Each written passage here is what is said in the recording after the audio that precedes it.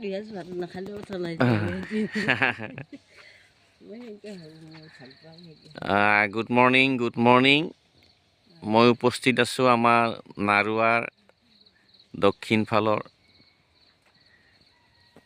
বঙালী super ওচৰত আৰু ফেচবুকৰ কাৰণে এটি ভিডিঅ' বনাই আছোঁ।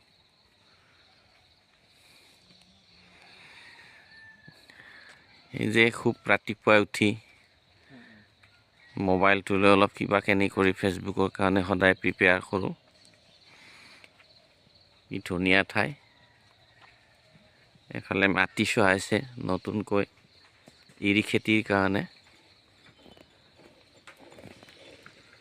আৰু মাজে মাজে অলপ পাতলীয়া নিয়ৰ কুঁৱলী পৰি আছে, সেইকাৰণে ঠাইবিলাক বগা বগা দেখা যায় দূৰত।